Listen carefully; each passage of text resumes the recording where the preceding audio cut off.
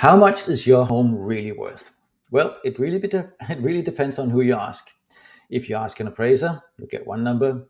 If you ask Zillow, you get a totally different one.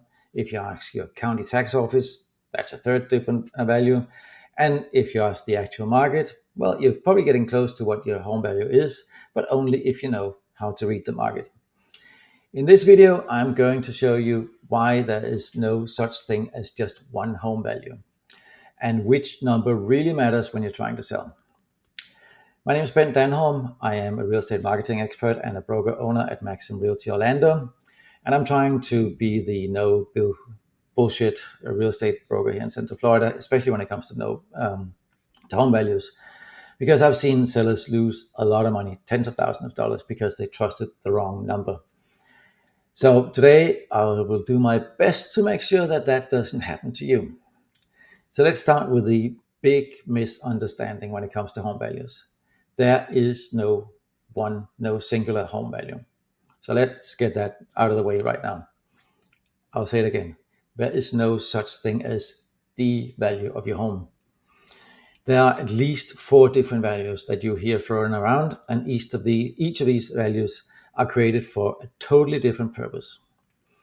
And it's absolutely crucial if you're trying to figure out what your home is worth that you understand the difference between them, because that's the key to not getting misled when you come to your home value, not getting underpaid or overtaxed or underprepared when it's time to sell. So let's start with the appraised value, which we could call a bank's or a lender's safety number. This is what a lot of people think is the final word when it comes to home valuation, the appraisal. An appraisal is a written report that estimates a property's value for the lender, not for you. It is meant to answer one question and one question only. If we loan money against this home, are we protected if the loan defaults? That's the only question that the appraisal is designed to answer. It is, in other words, a risk assessment tool. It is not a prediction of what a buyer will pay. It is not a prediction of what the home is actually worth in the market.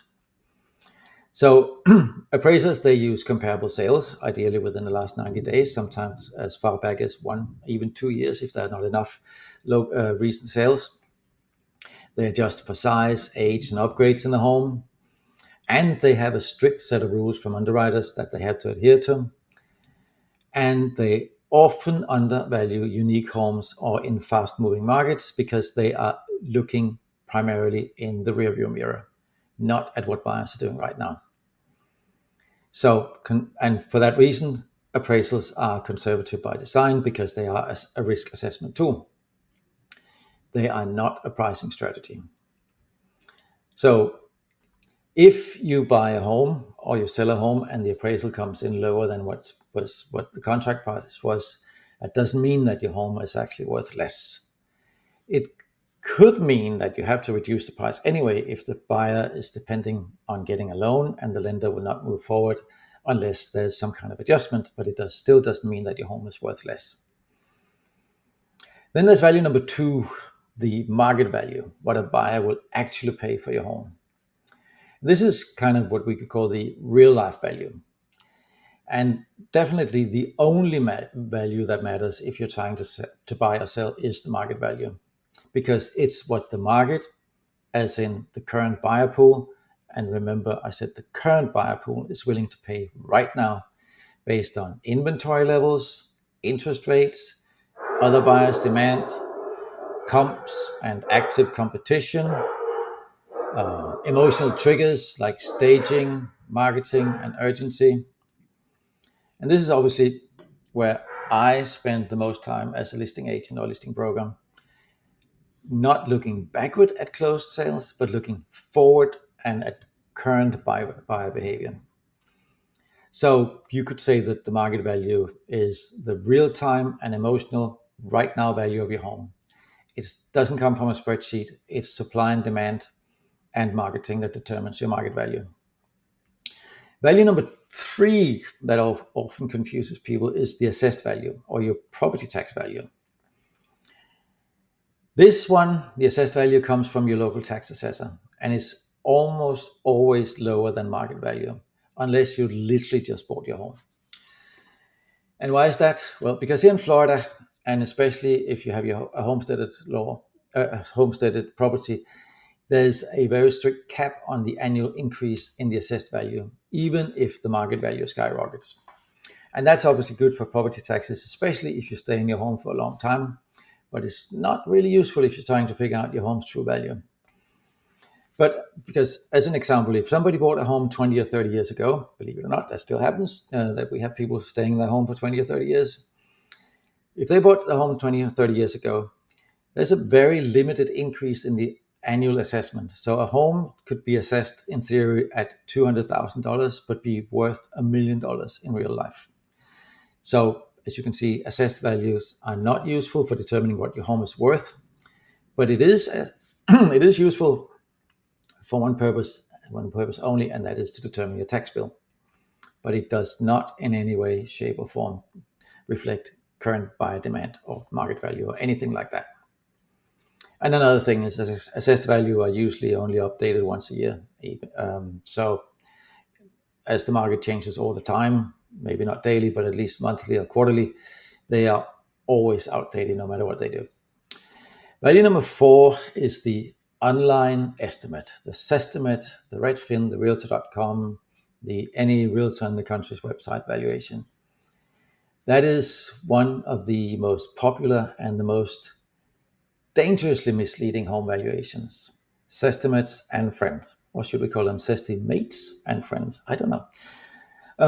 These online estimates are generated by algorithms, not by a human. They have no context to real life. They don't account for any upgrades or any deferred maintenance or anything like that.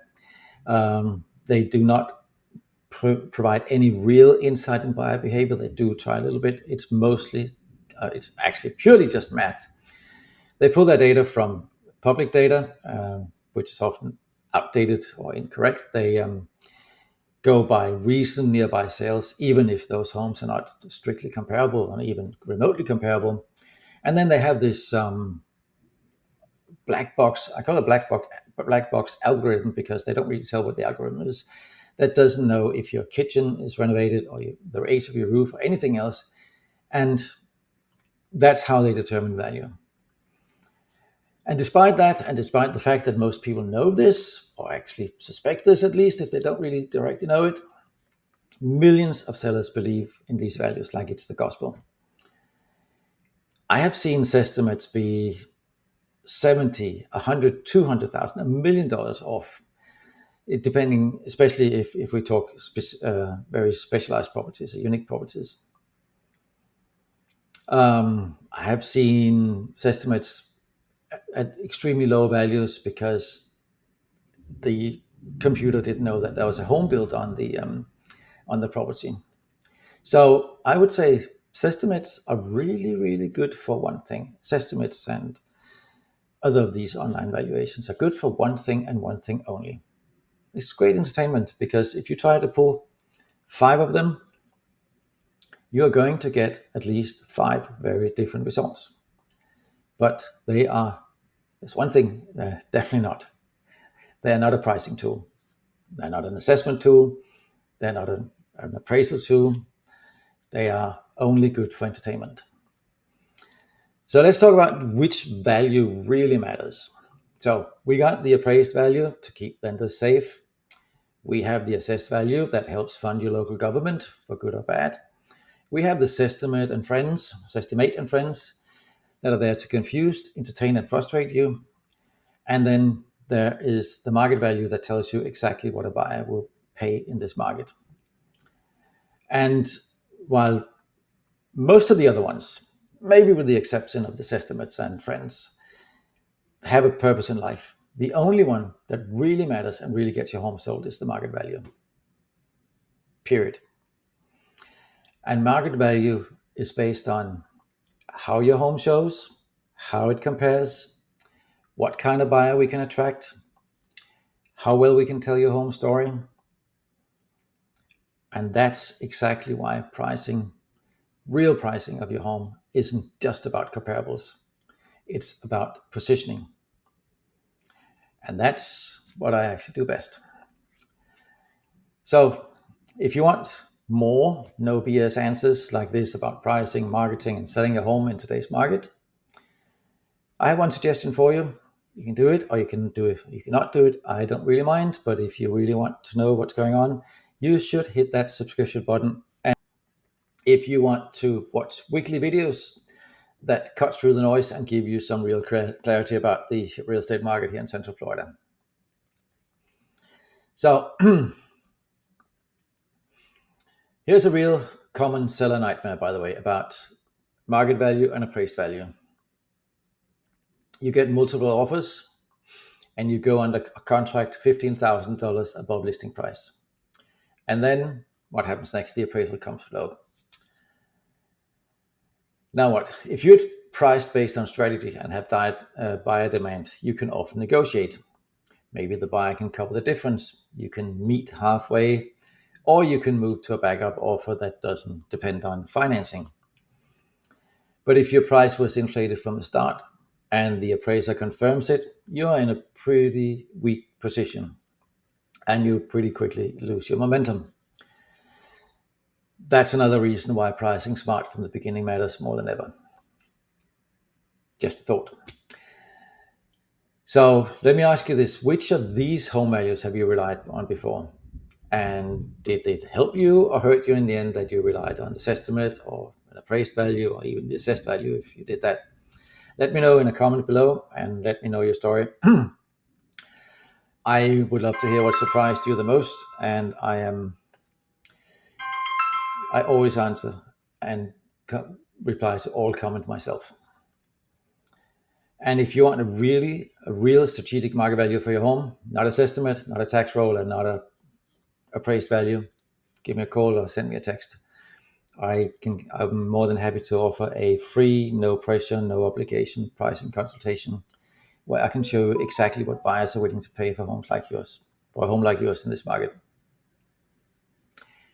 Just reach out and let's get started. And don't forget, before I go, to hit that little notification bell and the subscribe button. You will not regret it, I promise. Thank you so much for watching. I'll see you in the next video. Bye for now. Hey, it's Bent Danholm, and listen, if you don't follow this channel, there's a good chance you'll never see me again. I consistently create helpful content for those who are currently in the real estate market. This information can be extremely helpful for your buying and selling needs, so be sure you like and subscribe here. And most importantly, leave a comment to let us know if this video was helpful for you. We're here to help the Central Florida community, and we always love your thoughts and questions. Follow now, and I'll see you with our next helpful video.